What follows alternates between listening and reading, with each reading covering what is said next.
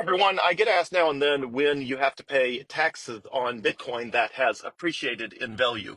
And the short answer is after you sell it and it is not Bitcoin anymore, you do not have to pay taxes on appreciated Bitcoin when you move it from Coinbase to Bitkey, or if you move it from Bitkey back to Coinbase. Basically, you can move your Bitcoin around as much as you want, as long as it does not become something other than Bitcoin. If you converted it, which you should never do, but if you converted it to Dogecoin or some other junk token that will eventually be worth zero, that would trigger the taxes on the Bitcoin because the Bitcoin is converting into any other cryptocurrency. So if Bitcoin converts into any other digital asset or crypto asset, that will trigger the taxes on appreciated Bitcoin. Um, and obviously, if you cash it out to US dollars or any other currency, that will also trigger taxes on appreciated Bitcoin. But that is only the case when it's no longer Bitcoin. As long as it stays Bitcoin, you can move it around any which way you want, back and forth, into and out of Bitkey, into and out of Coinbase. You can do whatever you want with it as long as it's yours, and you haven't converted it, then you don't have to pay the gain.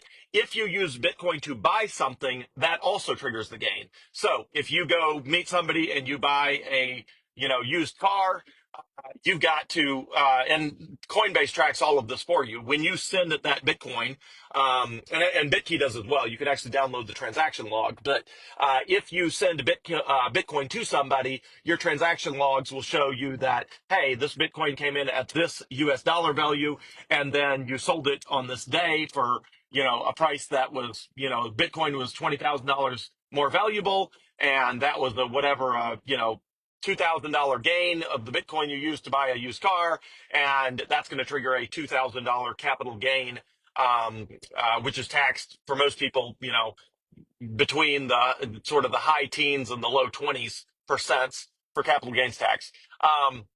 Now, one sort of good consideration is somewhere like Coinbase that does tracking, including the transaction download you can get from Bitkey. You can give that to your tax accountant, or you can plug it into TurboTax. And actually, Coinbase integrates with TurboTax to make it really easy. You can choose, the IRS lets you choose a variety of different accounting systems for how you track the Bitcoin, and Coinbase will use whichever one you tell it to. So, for example, you can set it to first in, first out, which means you're always spending the oldest Bitcoin, or you can do last in, first out, which means you're always spending the most recent Bitcoin. But the best thing to do, which is the default, which means it's what you're going to do if you don't change it, is what's called highest in, first out, HIFO. It's called HIFO. HIFO is highest in, first out, which is the accounting tax treatment for any commodity. So anytime you're accounting for taxes for a commodity, it doesn't matter if it's wheat, corn, soybeans, gold, silver, any commodity, the IRS, when you sell it, will let you sell it from an accounting perspective as highest in, first out, which means the accounting will be done as though you sold the most expensive of the asset that you ever purchased. So that is the default accounting that Coinbase uses. If you don't change it, it will be highest in, first out. Highest in, first out is the best because it gets you the most favorable tax treatment. Because if you bought Bitcoin at a bunch of different levels, and then you spend it or you sell it, or in my case, you use the Coinbase debit card to just buy everything you need on a daily basis, it will always assume and account for the fact that you are selling the Bitcoin that you bought at the highest possible price. So if you're like me and every 2 weeks, every time you get paid, you immediately convert 100% of that into Bitcoin, that means you're basically buying Bitcoin every 2 weeks. And if you're buying Bitcoin every 2 weeks, then that means you're buying it when it's cheap, you're buying it when it's expensive, and there's a good chance that you probably bought some Bitcoin along the way that is at a higher price than the price you're buying with right now. And again, it'll always assume you're spending the most expensive Bitcoin, which is counterintuitive. You may think, wait, why would I not want to use my cheapest Bitcoin? And the answer is because the cheapest Bitcoin you own is going to have the highest capital gain. So if in my case, the cheapest I've ever bought Bitcoin in my life is $6,400. So that was back in probably 2018. I think in 2018, when I went back and looked through all the records, the lowest price I ever bought Bitcoin for was 6,400. But from an accounting perspective, if that Bitcoin is what is sold, that Bitcoin has gone up by a factor of like 12, 13, 14x, like 100 and whatever that is, 1,400%, 1,500%. So that Bitcoin has gone way up, which means it would trigger a capital gains tax on that entire amount. Conversely, if it goes back and it says, oh, it looks like Joel bought Bitcoin every 2 weeks, 2 weeks ago at 94,000, then it'll say, oh, that's the Bitcoin we're going to use for this transaction for Christmas shopping at Target. Is we're going to use that Bitcoin that he bought at 94,000 and not the Bitcoin he bought at 6,400. And obviously the capital gain tax between 94,000 and 100,000 is a way smaller amount to be taxed on appreciation. So the tax treatment, and I've done Facebook posts on this, the tax treatment is actually quite favorable with Bitcoin. And there's a Facebook post where I go through the entire tax treatment of how taxes apply to the Coinbase debit card. And it's a much more favorable sort of tax treatment than you would really anticipate.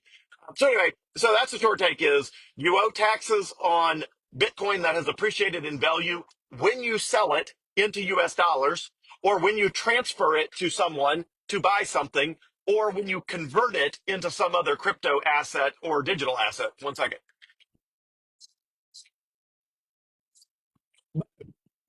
As long as all you're doing is moving your Bitcoin around between Coinbase and Bitkey and back to Coinbase and back to Bitkey or whatever, as long as you're just moving your Bitcoin around, that is not a taxable event.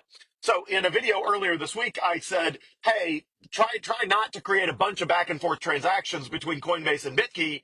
And you're probably wondering, wait, if it's not taxable, why does it matter? Well, the answer is because even though it doesn't trigger a capital gains tax, at some point in the future, you may want to spend that Bitcoin.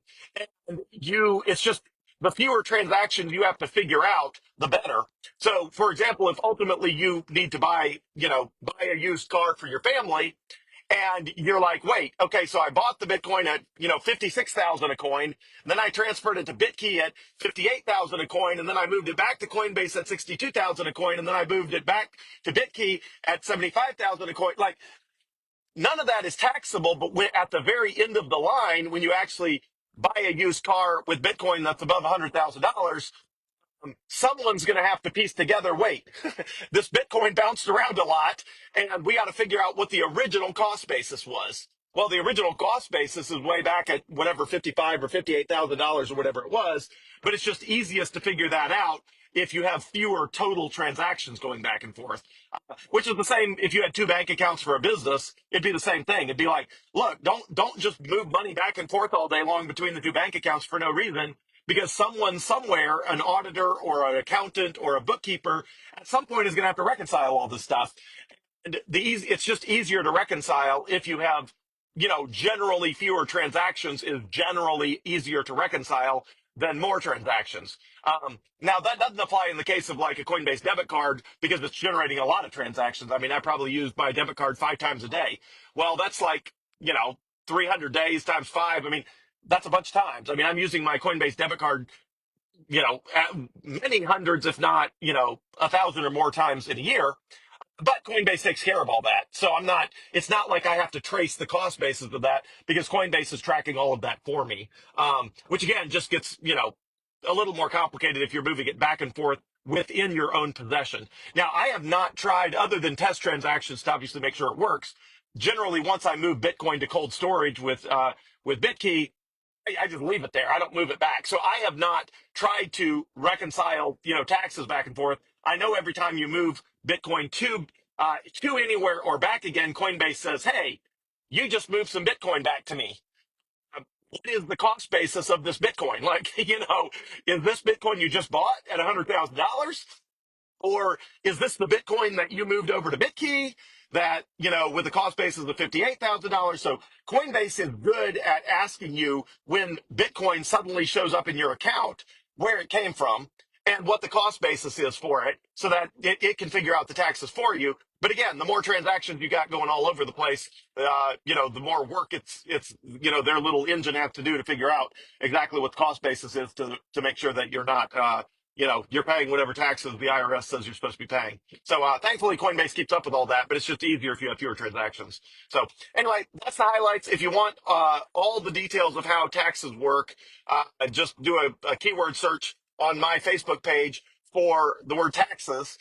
And there's a post called Bitcoin and Taxes where I meticulously lay out item by item exactly how taxes work with regard to Bitcoin. And if I get a minute, I will go find the link and I will go dump it into the first comment of this video. So have a great day, everyone. Thanks so much. Bye.